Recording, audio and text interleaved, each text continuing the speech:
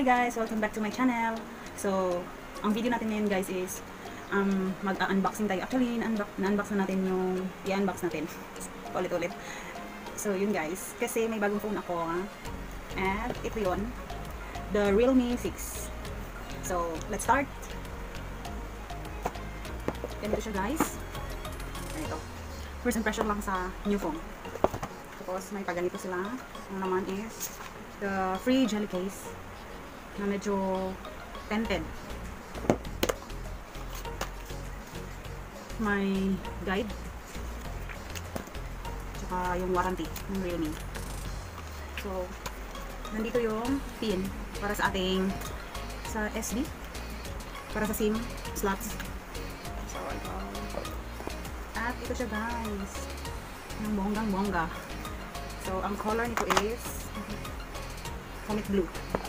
So, dito siya. May pa ganun kita ko. Yung design niya dito. First time ko mag-review, kaya pasensya na po. So, may 4 na camera sa back. Ito-try natin later yung kung maganda ba yung camera, tsaka the cellphone itself. So, ganito siya. May ganyan dito. On, off. Tapos, dito yung para sa SD at sa SIM slot. Volume. Sa charger, sa micro, sa headset. Speaker. Try din natin yung speaker.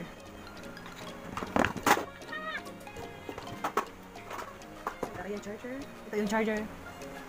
Pati pa siya. Power supply unit. Ito yung cords.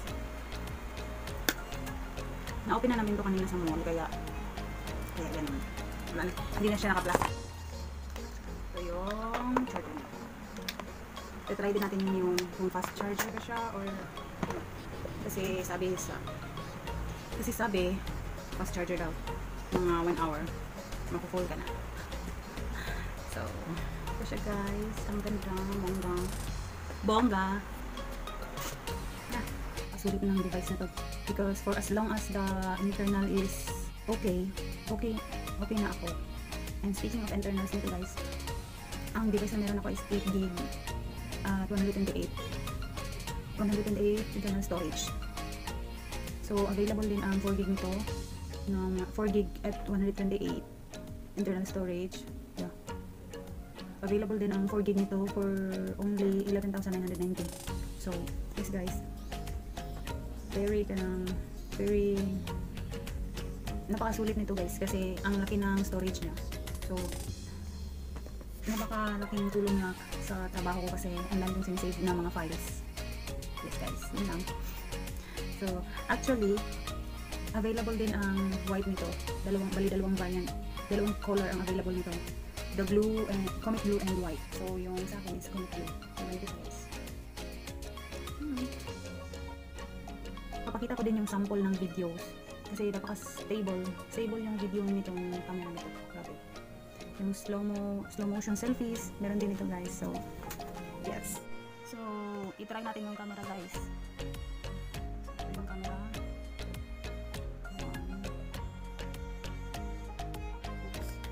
Up to 10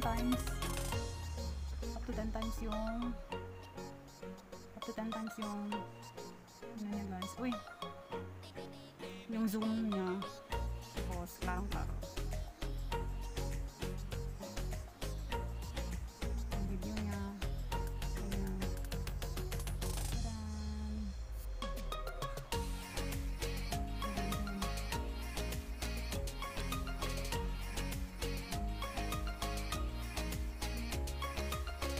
So may pa ganyan, yan yung night mode, yung ultra wide niya guys.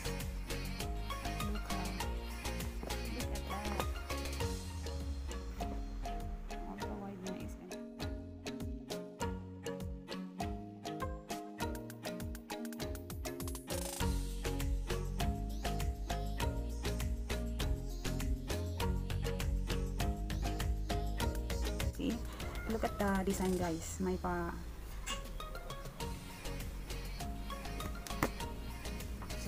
nandito yung on and off niya guys.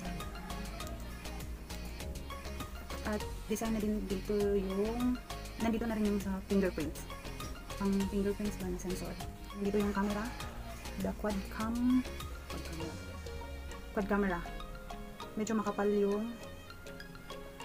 konti yung camera niya guys. Bali, medyo labas yung camera niya dito. At saka very touch responsive naman. Available din itong ang white ito. May white din ito, Comet White. So, yung unit na meron ako is the Comet Blue. Available din ang white, Comet White nito. So the price is 13,990 para sa 8GB at 128 internal storage niya. So, sulit. Sa 4GB, sa 4GB na nito is 11,990. So, yung device na meron ako is the 8GB. Kaya, 13,990 yung bili ko nito. For the camera, 8MP ultra wide angle lens, the 64 megapixel for the main camera Samsung GII, 2 megapixel deep sensor, 2 megapixel macro lens. Yung touchscreen niya guys is very responsive. Yan. On, off. Yan. So overall for this phone, for the price, napakasulit niya para sa price niya. Yes. Kasi may 8GB ka na 128 internal storage sa presyong 13,990. So, di ba guys, napakasulit. Ulit-ulit. So, yun na yung video guys. Sorry kung hindi masyadong detalyado. Sa mga bago lang dito sa aking vlog, please subscribe, comment, share, at yes, pakihit na lang din yung notification bell para lagi kayong updated sa mga videos na i-upload ko. Thank you guys. Bye.